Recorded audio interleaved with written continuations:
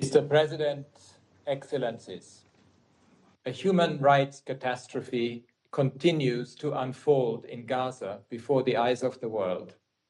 Israel's means and methods of warfare have killed tens of thousands of people, inflicted vast displacement, and laid waste to the territory. This has raised utmost concerns about compliance with international law.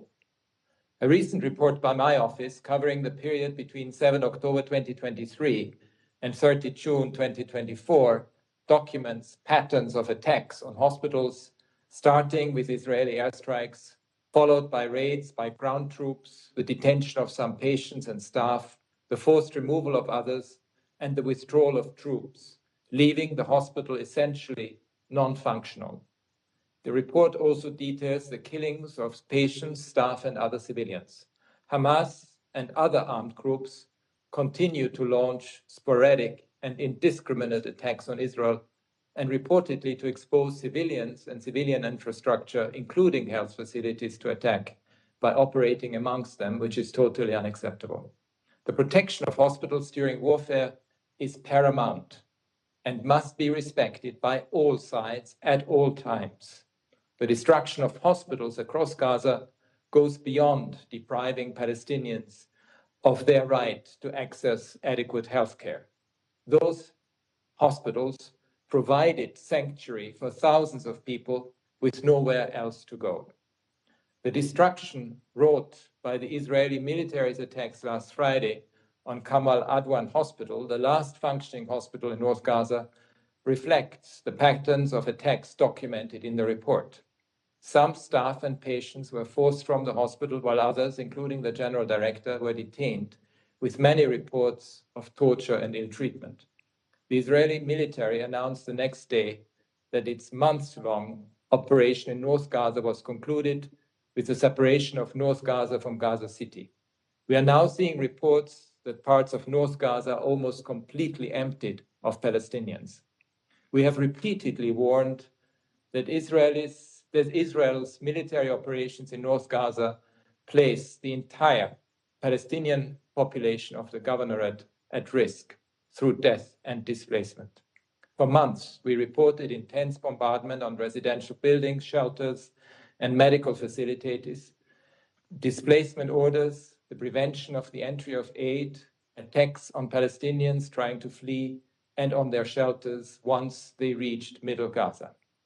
Across Gaza, Israeli military operations in and around hospitals and associated combat have had a terrible impact precisely at a time of massive demands on healthcare due to the ongoing conflict.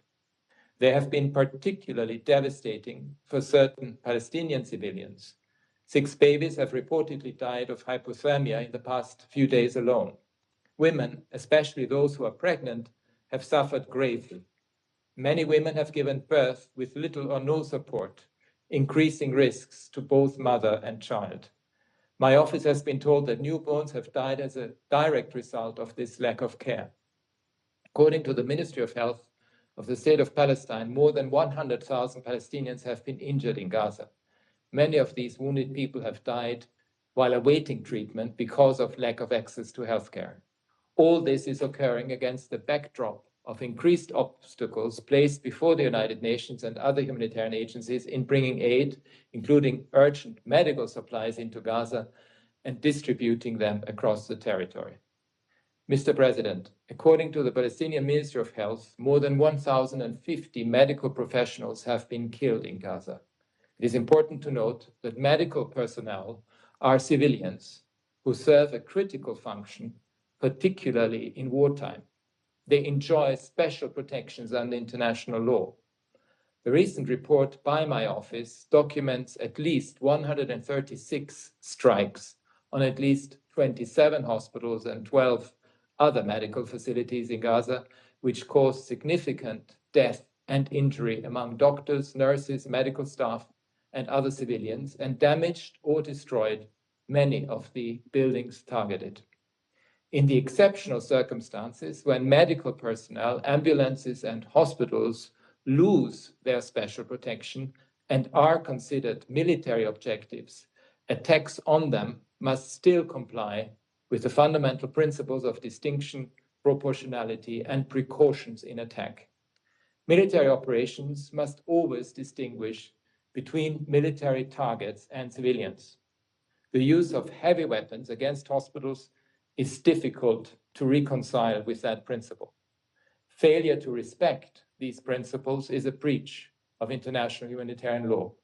Intentionally directing attacks against hospitals and places where the sick and wounded are treated, provided they are not military objectives, is a war crime.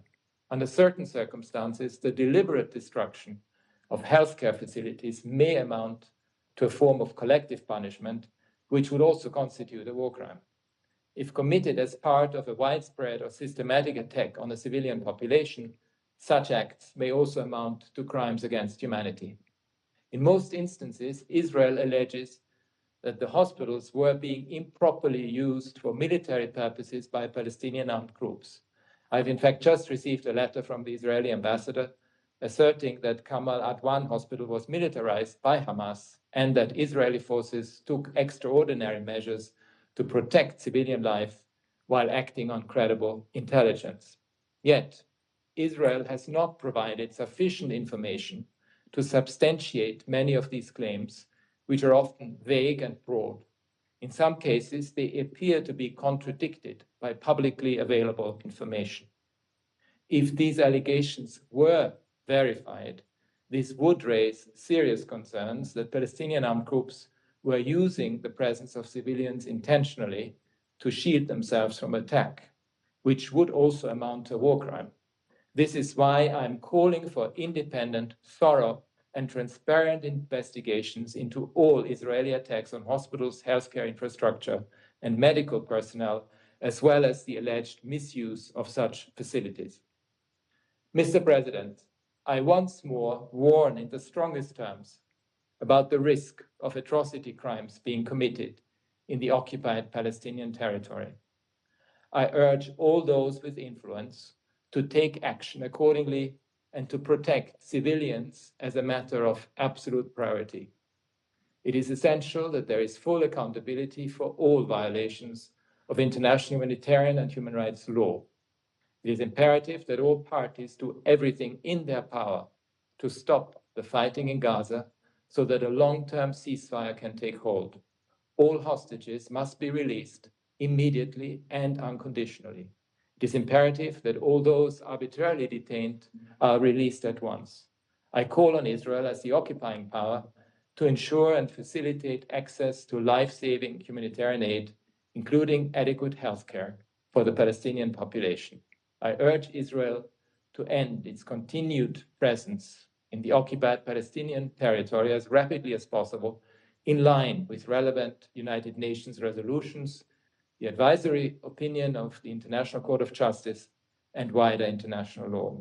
And I call for future recovery and reconstruction efforts to prioritize the restoration of the healthcare system in Gaza. Thank you.